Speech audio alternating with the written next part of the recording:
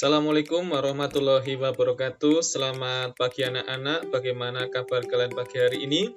Mudah-mudahan selalu senantiasa diberikan kesehatan dan rasa semangat walaupun dalam belajar dari rumah. Ya anak-anak, pada kesempatan pagi hari ini kita memasuki tema yang ketujuh yang berjudul Kepemimpinan, subtema 1, Pemimpin di Sekitarku. Apa saja materi-materi yang akan kita pelajari pada kesempatan pagi hari ini? Yang pertama ada bahasa Indonesia. Bahasa Indonesia nanti kalian akan mempelajari mengenai pidato dan bagian-bagian pidato. Meliputi apa saja? Ada pengertian pidato, ada orator, dan ada audiensi.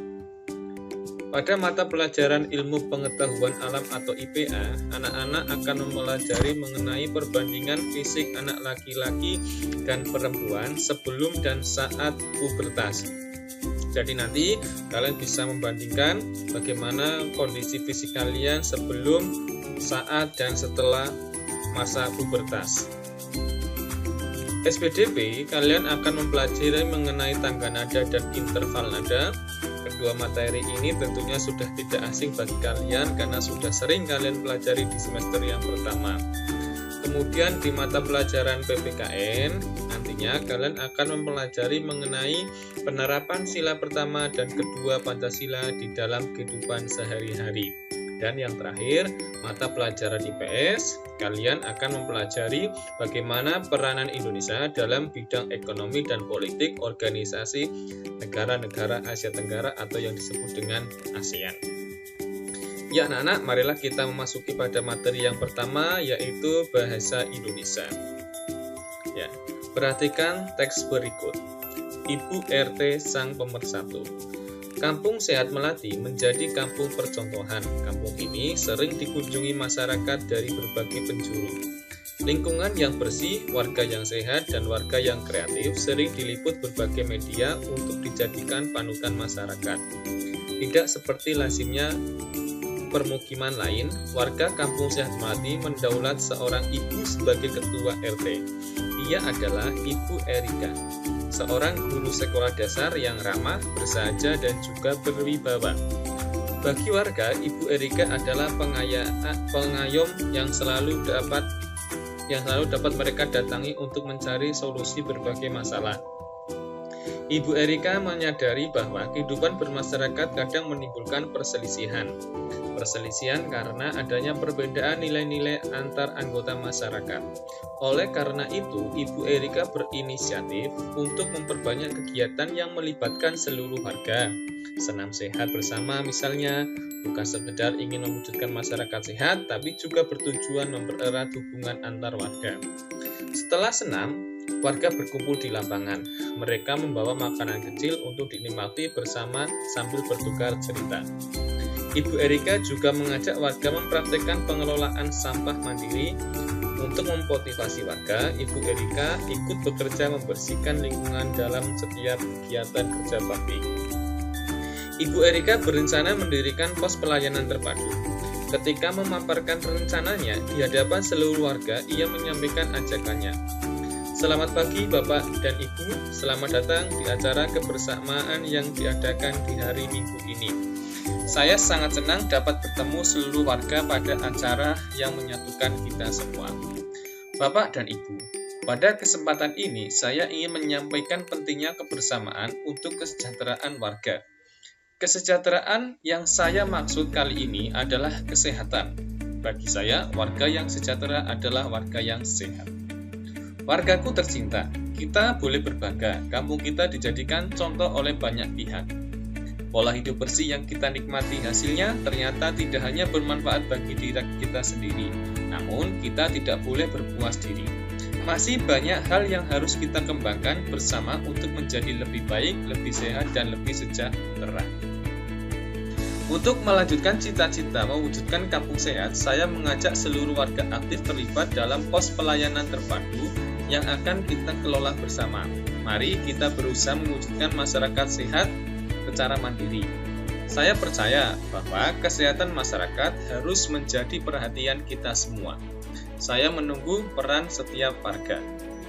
Para dokter, perawat, bidan, dan tenaga kesehatan lainnya, mari sisihkan sedikit waktu untuk menyumbangkan ilmu dan tenaga Bapak Ibu demi kesehatan lingkungan terdekat. Bukan pundi uang yang akan bertambah, tetapi pundi amal yang akan melimpah. Bukan untuk ketenaran nama sebagai orang hebat, tetapi demi kehidupan kampung yang sehat dan kuat. Bapak dan Ibu, terima kasih atas seluruh dukungan yang telah diberikan selama ini. Terima kasih juga telah datang ke acara rutin bulanan di hari ini. Semoga pertemuan kita kali ini dapat memberikan manfaat bagi seluruh warga. Ternyata, kerelawanan para dokter dan perawat memang dinikmati dan bahkan menular ke warga lain. Banyak warga yang menawarkan tenaga untuk bergantian melakukan pelayanan timbang berat badan, membuat kartu sehat, mengingat jadwal imunisasi, bahkan memasak makanan sehat sekali sepekan untuk dibagikan kepada anak-anak. Warga Kampung Sehat Melati sangat beruntung memiliki sosok Ibu Erika sebagai Ketua RT. Kampung Sehat Melati tidak sekedar rindang, bersih, dan sehat. Dengan teladan serta nilai-nilai luhur yang ditularkannya, kehidupan warga berjalan rukun, tentram, dan produktif. Yaitu anak-anak, teks bacaan yang berjudul Ibu RT Sang Pemersatu. Nah, mari kita simak diagram berikut. Ibu RT Sang Pemersatu.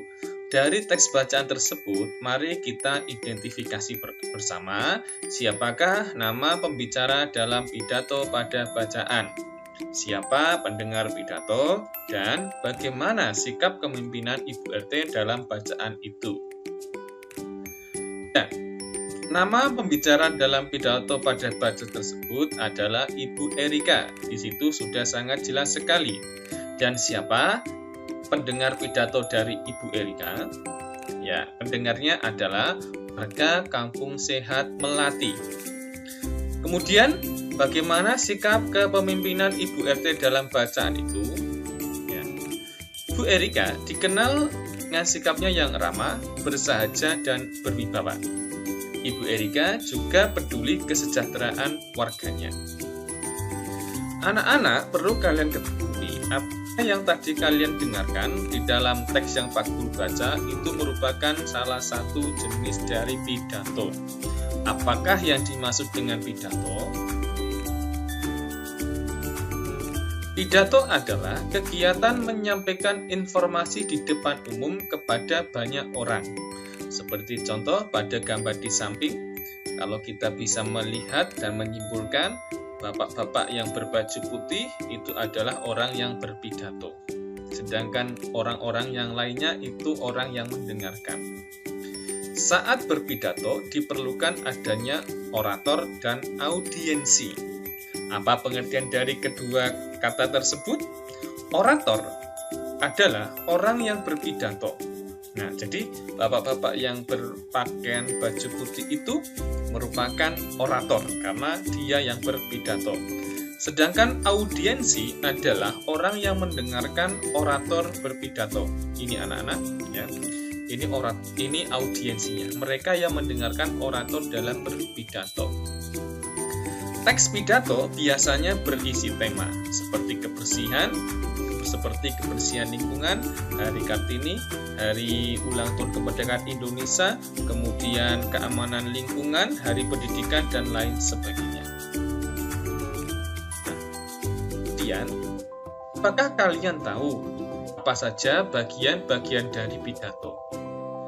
Pada dasarnya, bagian pidato dibedakan menjadi 3, yaitu bagian pembuka, bagian isi, dan bagian penutup. Bagian pembuka berisi salam pembuka dan kalimat pembuka atau biasa yang disebut dengan pendahuluan. Kemudian ada bagian isi. Bagian isi ini merupakan topik atau materi yang akan disampaikan. Sedangkan bagian penutup berisi kalimat penutup dan salam penutup. Pertama, bagian salam pembuka. Salam pembuka yaitu bagian yang terletak pada awal pidato. Contohnya, selamat pagi, salam sejahtera, assalamualaikum warahmatullahi wabarakatuh, dan lain sebagainya. Kedua, kalimat pembuka ini merupakan bagian teks pidato berisi kalimat sapaan dan ucapan rasa syukur kepada Tuhan Yang Maha Esa. Contohnya, Bapak Kepala Sekolah yang saya hormati, Bapak Ibu Wali Murid kelas 6A yang saya hormati. Pertama-tama, marilah kita selalu memanjatkan puja dan puji syukur kehadirat Allah Subhanahu wa Ta'ala atas rahmat dan hidayahnya. Kita bisa dipertemukan pada pertemuan kali ini tanpa ada suatu halangan apapun. Itu contoh kalimat pembuka. Yang ketiga, bagian isi ini berisi inti dari informasi yang disampaikan dalam pidato. Biasanya berisi ajakan supaya pendengar mau melakukan suatu kegiatan yang disampaikan oleh orator. Ini isinya, ya. Jadi, dalam bagian ini biasanya berisi tentang ajakan kepada audiensi untuk melakukan kegiatan yang ingin direncanakan. Yang keempat, kalimat penutup ini berisi kesimpulan, harapan, dan permintaan maaf kepada audiensi jika ada kesalahan dalam berkata dan juga menyinggung perasaan. Biasanya seperti ini anak-anak. Besar harapan saya Bapak Ibu Wali Murid kelas 6A dapat mendukung kegiatan dari sekolahan. Mohon maaf atas kesalahan dalam berkata. Mudah-mudahan kita semua selalu diberikan kesehatan dan keselamatan. Itu contoh kalimat penutup. Kemudian diakhiri dengan salam penutup, seperti contohnya selamat pagi, sekian terima kasih, ataupun wassalamualaikum warahmatullahi wabarakatuh. Nah, itu anak-anak beberapa bagian-bagian dari pidato. Udah ya anak-anak? Kita lanjutkan. Ilmu pengetahuan alam. Perbandingan fisik sebelum, saat, dan setelah masa pubertas. Nah, coba anak-anak perhatikan. Di sini ada masih masa remaja, ya. Maaf, yang masih masa anak-anak, kemudian masa remaja, baik putra maupun putri. Nah, baik laki-laki maupun perempuan terjadi perubahan fisik yang dapat mempengaruhi dalam beraktivitas. Pada masa anak-anak terjadi pertumbuhan yang cenderung lambat, tidak seperti pada saat pubertas. Maksudnya, pada masa anak-anak pertumbuhan itu terjadi tapi tidak cepat seperti pada saat pubertas. Jadi cenderung lambat. Beda pada saat pubertas, seorang remaja itu pertumbuhannya akan semakin cepat. Pada masa pubertas, perubahan fisik sudah mulai terlihat, disertai dengan perkembangan dari alat-alat reproduksi. Nah, ini terjadi hanya pada masa pubertas, ya. Jadi perubahan fisik ini sudah mulai terlihat dari kalau anak laki-laki dadanya menjadi bidang, kemudian badannya besar, perempuan pinggulnya membesar, payudaranya juga mulai membesar, dan lain sebagainya. Nah, ketika pada masa dewasa, masa anak-anak dan remaja sudah tidak terlihat karena manusia sudah berpikir dengan matang dan emosi yang stabil. Nah, ini terjadi pada masa dewasa. Nah, ini anak-anak tahapan dalam pertumbuhan dari mulai bayi, kemudian balita, kemudian anak-anak, remaja, barulah dewasa. Pada masa pubertas terjadi perubahan fisik yang dapat mempengaruhi kegiatan seorang dalam kehidupan sehari-hari. Betul. Apabila kalian sudah memasuki masa pubertas, tentunya perubahan fisik ini cukup mengganggu atau mungkin dapat menjadi sebuah penghalang kamu dalam beraktivitas. Terus bagaimana cara menyikapi masa pubertas? Yang pertama, jaga kebersihan tubuh. Nah, ini paling penting bagi remaja yang sudah masuk masa pubertas, kebersihan tubuh harus selalu dijaga. Karena pada masa pubertas, untuk bau-bau keringat itu lebih terasa daripada ketika masa anak-anak. Maksudnya, masa anak-anak ini mengeluarkan keringat tapi tidak terlalu bau. Beda setelah kalian sudah masuk masa pubertas. Ya, baunya semakin terasa dan ini perlu dijaga kebersihannya. Apalagi pada saat remaja putri sudah menstruasi, Nah, ini juga harus selalu senantiasa dijaga kebersihannya, ya, rutin untuk dibersihkan, ya, karena ini juga mempengaruhi dalam kesehatan kamu. Kedua, menjaga pola makan dan rajin berolahraga. Makan makanan yang bergizi dan rajin berolahraga tentunya akan membuat badan kalian menjadi sehat. Dan ini sangat mempengaruhi kegiatan seseorang dalam masa pubertas. Yang ketiga, hati-hati bergaul dengan lawan jenis. Masa pubertas merupakan masa di mana seseorang mengalami perubahan secara psikis, ya, baik perubahan fisik maupun perubahan pada perkembangan alat reproduksi. Nah, di sini kalian sudah mulai tertarik dengan lawan jenis. Anak laki-laki sudah mulai tertarik dengan anak perempuan juga sudah memiliki penampilan yang berbeda yang membuat laki-laki menjadi tertarik. Nah, dalam bergaul kalian harus betul-betul bisa membatasi antara satu dengan yang lainnya, terutama dengan lawan jenis. Karena apabila salah bergaul, maka akibatnya cukup fatal. Yang keempat, milih bacaan dan tontonan yang sesuai umur. Walaupun kalian sudah memasuki masa pubertas, tentunya kalian harus selektif dalam memilih bacaan dan tontonan yang sesuai dengan umur kalian.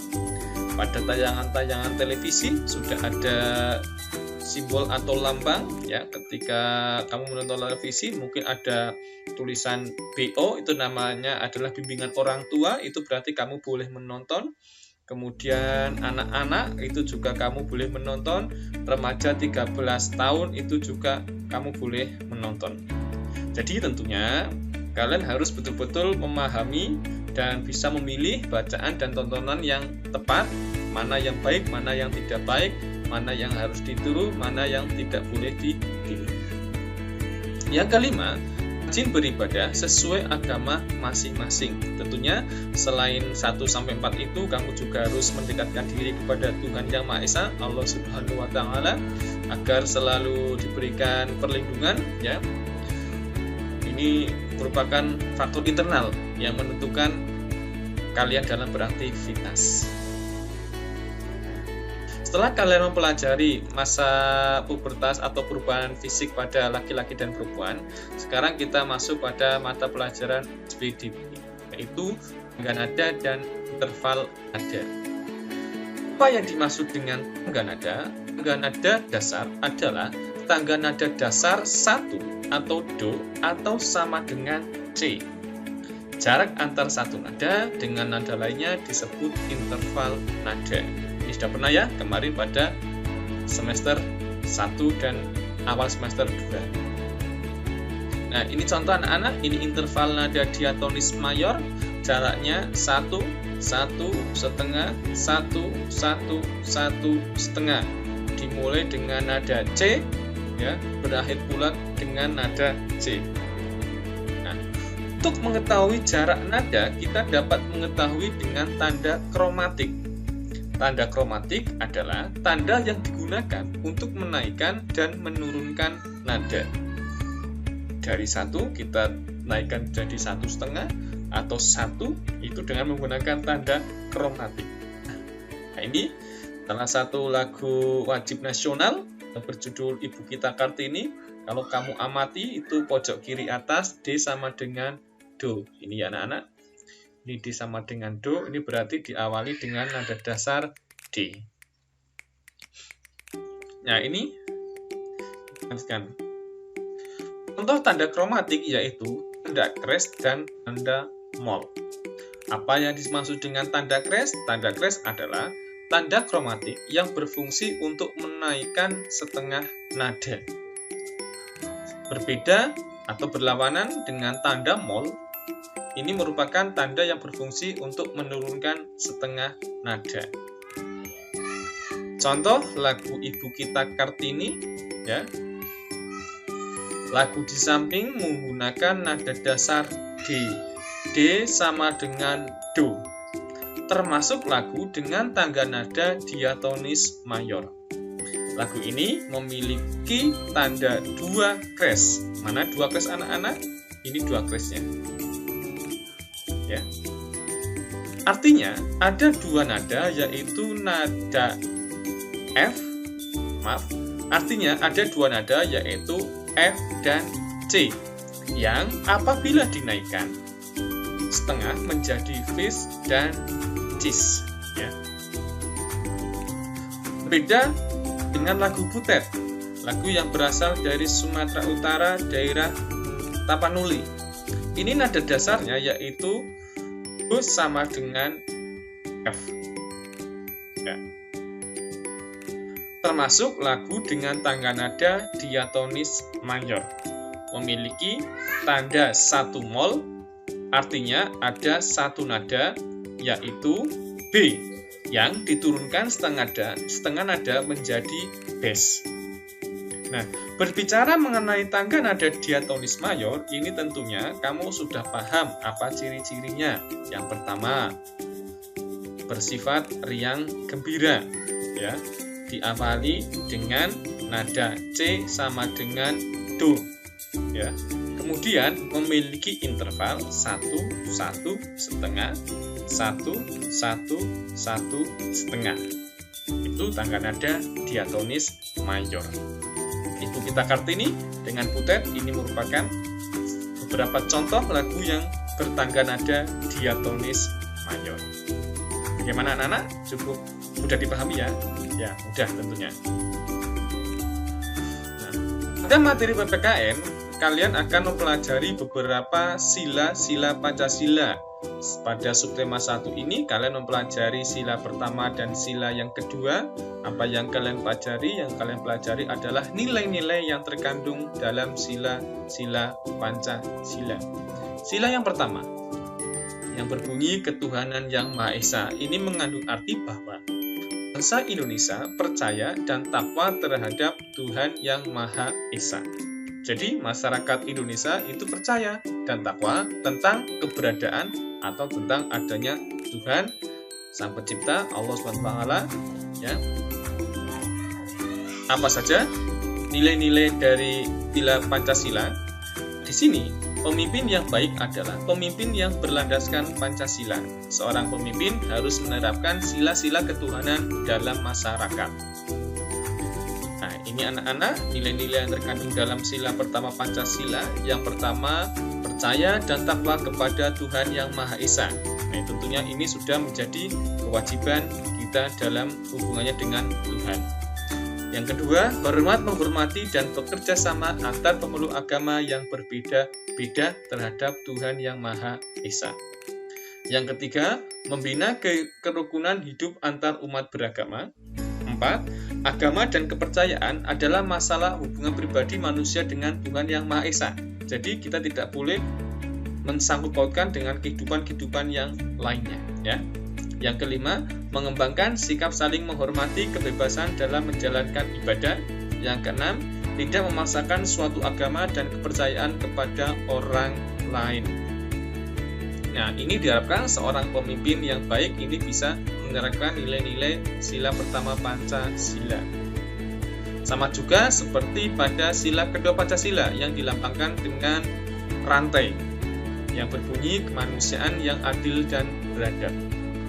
Seorang dokter, guru, kepala sekolah, atau pemimpin tentunya memiliki tempat yang berbeda-beda saat bekerja. Namun, kepemimpinan mereka sangat penting bagi orang-orang di sekitarnya. Apakah orang-orang di sekitarnya bisa mengikuti pemimpin? Apakah pemimpin bisa menjadi seorang yang berwibawa, menjadi panutan, dan lain sebagainya. Nilai-nilai yang terkandung dalam sila kedua Pancasila. Yang pertama, mengakui dan memperlakukan manusia sesuai dengan harkat dan martabatnya sebagai makhluk Tuhan yang Maha Esa. Yang kedua, mengakui persamaan derajat, hak, serta kewajiban setiap manusia tanpa membeda-bedakan suku, keturunan, agama, kepercayaan jenis kelamin, kedudukan sosial, dan warna kulit. Yang ketiga, mengembangkan sikap saling mencintai sesama manusia dan sikap saling tenggang rasa atau tepo seliro. Nah, itu anak-anak, nilai-nilai yang terkandung dalam sila kedua Pancasila. Cukup mudah ya. Kelima, mengembangkan sikap tidak semena-mena terhadap orang lain. 6. Menjunjung tinggi nilai-nilai kemanusiaan. 7. Gemar melakukan kegiatan kemanusiaan. 8. Berani membela kebenaran dan keadilan. 9. Mengembangkan sikap saling menghormati dan bekerja sama dengan bangsa yang lain. Nah, materi yang terakhir yaitu ilmu pengetahuan sosial atau IPS, di mana pada kesempatan kali ini anak-anak akan pelajari mengenai peranan Indonesia dalam bidang ekonomi dan politik ASEAN. Perhatikan peta Asia Tenggara. Kalau kita lihat, kita amati, negara Indonesia merupakan negara kepulauan terbesar di Asia Tenggara. Wilayahnya juga cukup atau paling luas dibandingkan dengan negara-negara yang lain. Walaupun Indonesia memiliki wilayah yang cukup luas, tapi Indonesia juga membutuhkan negara lain dalam beraktivitas, terutama dalam bidang ekonomi. Apa peranan Indonesia dalam bidang ekonomi ASEAN? Yang pertama, menerapkan tarif khusus terhadap barang dan jasa. Yang kedua, mendorong penanaman modal. Yang ketiga, mengembangkan wilayah-wilayah yang memiliki potensi ekonomi dalam berbagai bidang. Yang keempat, mendukung kegiatan penelitian dalam bidang pertanian, terutama di negara Filipina. Dan yang kelima, mendirikan proyek-proyek industri negara-negara ASEAN. Nah, ini merupakan peranan Indonesia dalam bidang ekonomi. Tentunya, apa yang sudah menjadi target atau rencana dalam kegiatan ekonomi ini bisa dilaksanakan oleh negara Indonesia. Perhatikan diagram berikut. Peranan Indonesia dalam bidang politik ASEAN. Kalau tadi kamu sudah mempelajari mengenai peranan Indonesia dalam bidang ekonomi, sekarang perhatikan diagram berikut. Nah, dalam bidang politik, ada beberapa kegiatan yang sudah pernah dilaksanakan oleh negara Indonesia. Yang pertama, KTT 1 ASEAN di Bali, 23 sampai dengan 24 Februari 1978. Kemudian kerjasama antar parlemen di ASEAN, dan pertemuan ke-44 Menteri Luar Negeri ASEAN 19 Juli 2011. Apa informasi yang kita dapatkan dari ketiga kegiatan ini? Mari kita simak bersama-sama.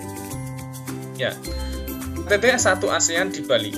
KTT pertama yang diadakan anggota ASEAN. Salah satu hasilnya pembentukan Sekretariat ASEAN di Indonesia. Nah, jadi pada waktu KTT yang pertama ini dibentuk kantor Sekretariat ASEAN, ini berada di Indonesia.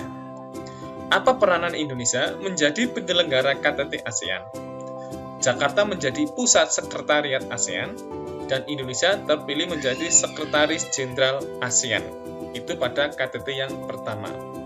Kemudian pada kegiatan kerjasama antar parlemen di ASEAN, apa informasi yang kita dapatkan?